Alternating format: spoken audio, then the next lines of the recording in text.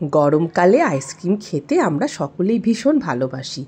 আর সেই আইসক্রিম যদি পাকা আমের হয়, তো বন্ধুরা আজকে ম্যাঙ্গো আইসক্রিম একেবারে সহজ উপায়ে আপনাদেরকে আমি ঘরে বানিয়ে দেখাবো। আর বিশ্বাস করতে পারবেন না যে ঘরে বানানো এই আইসক্রিম কতটা ভালো হয়। আমি কিন্তু এই আইসক্রিম বানাতে হুইপড ক্রিমের ব্যবহার করিনি, অথচ তবুও এই আইসক্রিম একেবারে পারফেক্ট তৈরি হবে, কোনো রকম আইস ক্রিস্টালও থাকবে না।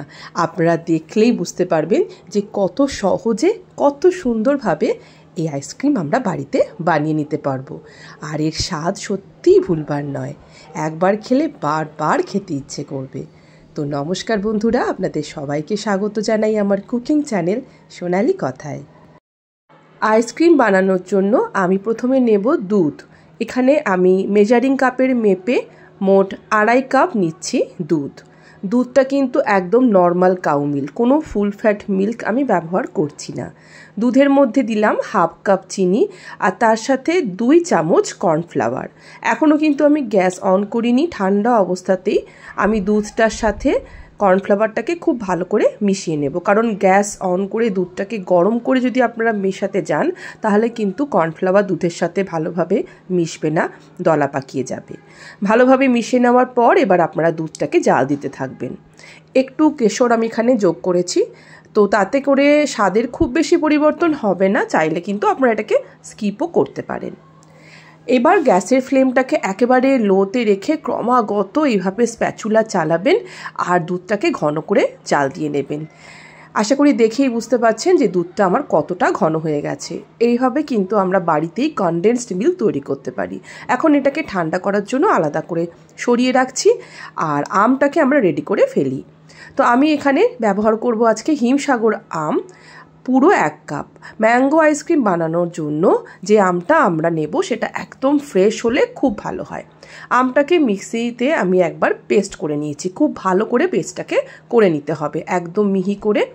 এই পেস্ট তৈরি করার পর এরপর এর মধ্যে ঠান্ডা করে রাখা এই ঘন দুধটাকে দিয়ে দেব। দেখতেই পাচ্ছেন ঠান্ডা হওয়ার পর এটা কতটা জমে গেছে, তবে অসুবিধা নেই, আমরা যেহেতু এটা মিক্সিতে মিক্স করব তো আবার এটা একদম মসৃণ হয়ে যাবে। তো চলুন সবটাকে আমরা এই জারের মধ্যে ঢেলে নিই। ব্যাস, এবারে ভালো করে মিক্সিতে মিক্স করে নিয়েছি আর দেখুন মিশ্রণটা কতটা মিহি হয়ে গেছে।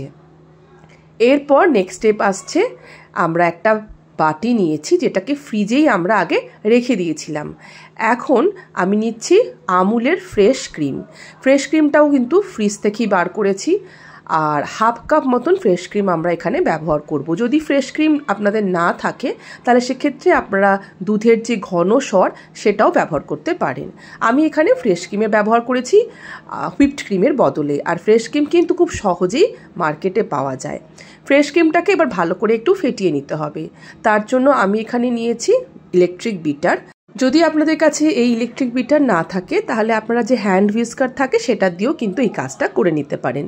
ইলেকট্রিক বিটারে কাজটা একটু তাড়াতাড়ি হয়ে যায়। এইভাবে ফ্রেশ ক্রিমটাকে ফেটিয়ে নিয়ে দেখুন কতটা ঘন করে নিয়েছি, যাকে বলে সফট পিক, সেটা তৈরি হয়েছে। তো কেকের ক্ষেত্রে আমরা এরকমভাবেই ক্রিমটাকে ফেটিয়ে নিই, তবে কেকের ক্ষেত্রে এটাকে আরও ফেটিয়ে স্টিফ পিক তৈরি করি। আর এখানে যেহেতু আইসক্রিম বানাচ্ছি তাই জন্য বেশি আর ফেটিয়ে নেওয়ার দরকার পড়বে না। এবার এর মধ্যে আমরা যে আমের পেস্ট সেটাও দিয়ে দিলাম, দিয়ে সব কিছু একসাথে ভালো করে আবারও মিক্স করে নিচ্ছি। দেখতেই পেলেন কত সহজে আমরা এই মিক্সচারটা তৈরি করে ফেললাম। এখন আমরা আইসক্রিমটাকে জমাতে দেব, আর তার জন্য আমি এখানে নিয়েছি কাঁচের একটা টিফিন বক্স। আপনারা যে কোনো পাত্রেই এই আইসক্রিম জমাতে পারেন, আর যদি আপনাদের কাছে আইসক্রিমের মোল্ড থাকে সেখানেও এই আইসক্রিম জমাতে পারেন। এবার পুরো মিক্সচারটা আমরা টিফিন বক্সের মধ্যে ঢেলে নিচ্ছি। তো দেখতেই পাচ্ছেন যে আমরা যে ব্যাটারটা বানিয়েছি এটা একটু থকথকে আছে, খুব বেশি পাতলা না, আবার একদম ঘনও নয়। উপর থেকে কিছু ফ্রেশ আমের টুকরো ছড়িয়ে দিচ্ছি, যাতে আইসক্রিমটা যখন আমরা খাবো মুখে এই আমের টুকরোগুলো যখন পড়বে বেশ ভালো লাগবে খেতে। আর ছড়িয়ে দিচ্ছি কিছু পরিমাণে পেস্তা কুচি। আপনারা এখানে চাইলে কিছু নাটস বা কিশমিশ এই সমস্ত দিতে পারেন। তো এইভাবে আমরা এটাকে ডেকোরেশন করে নেওয়ার পর উপর থেকে দিয়ে দেবো একটা বাটার পেপার। আইসক্রিম যখন আমরা জমাতে দেব ফ্রিজে, তখন এইভাবে উপর থেকে বাটার পেপার দেওয়ার পর খুব ভালো করে এটাকে এয়ার টাইটভাবে ঢাকা দিয়ে আটকে নিতে হবে। তারপর এটাকে ডিপ ফ্রিজে রেখে দেবো 8 ঘন্টা। তাতে করে কি হবে, আইসক্রিমটার উপরে এতটুকু আইস ক্রিস্টাল জমবে না।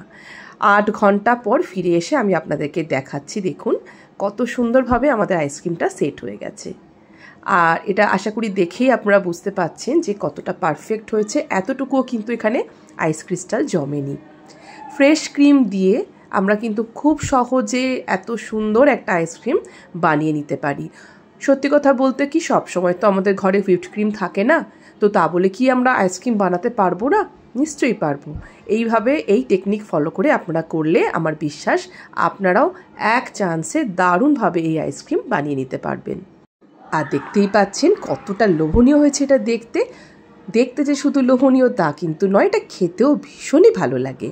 বন্ধুরা, আপনারা যদি আজকের আমার এই ভিডিওটি পছন্দ করে থাকেন তাহলে অবশ্যই এটিকে লাইক, কমেন্ট, শেয়ার করবেন। আর চ্যানেলে নতুন বন্ধু হলে যাওয়ার আগে অবশ্যই চ্যানেলটিকে সাবস্ক্রাইব করে যাবেন। সবাই ভালো থাকুন, সুস্থ থাকুন। নমস্কার।